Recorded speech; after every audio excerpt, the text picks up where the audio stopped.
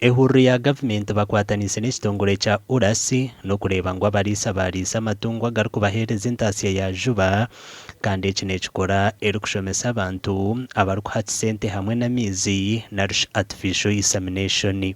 Yes, amaizi aga gine orudyo gine potential ya lita 40 wano tugamba nka hosting kugira ngo farma yata amaizi aga a improving ente zeye kuruga lita 5 kuzala lita 20 konka titukaba amaizi gonka jeza kureba bangu twashomesa abatunji ati nko mushomo gutumarize rizoba encourage nehaririza gavumenti okwegyesa abashaho abarukwera abariisa okukyoka ente nungi ezirikukura juba okuha amate mingi hamwe na n'ente z'enyama. Ekinkuza kuhindura community no kubahereza ente ezokusingayo bulungi. Twagala okwebaza nti nno Minisita of Agriculture n'enaguliki tebakomyawo wabula batuwadde ebikozesebwa nga bwolaba flask eno ensawo eno mulimu ebintu bingi insamineta byeyeta omusawo omwakisa byeyetaaga okukola nga akola omulimu gwe obulungi kale tubebaza era tubebaliza ddala. Abashaho kuruga mu districts zitari zimwe na zimwe okuruga mu Uganda abatunjira obukugu bwa artificial insemination erizoba bahebwe ebikwato nka oxygen flask ahi bari kutwara mizaga umubariisa. This group is going to be equipped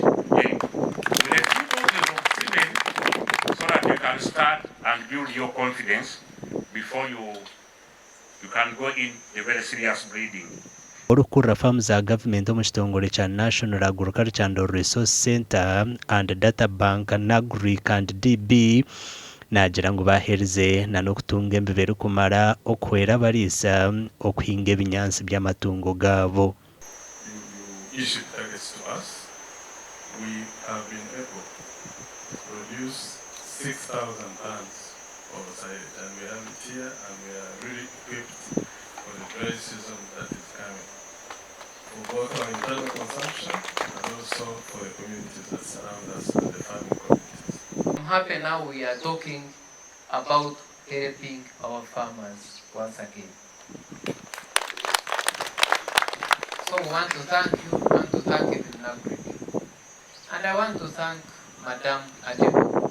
Kwatirine n'ebyokurya afamu zitezi ubari mune ya ruhengere mpinga ebyokurya president akatwa sente tuhingira ebyokurya abantu bakagira ubugara bwo kuhinga tuhingire nibabasa kwija ababiyo wa sente nke umbwire bwo mushana kandi byamagara ntuza kutaha field station aha laboratory yo kuyamba abantu abaha ndijo nija kuberisanga ndijo rwamo kukuru buri government yo naheri government farmer heri ntuza kutaho rab abahatisa bari kurenga 500 nabo bahereze kutendekwa government kandi okutendekwa okunukuza kugumizamu bari kubanjira enkora ya government ya parish development model.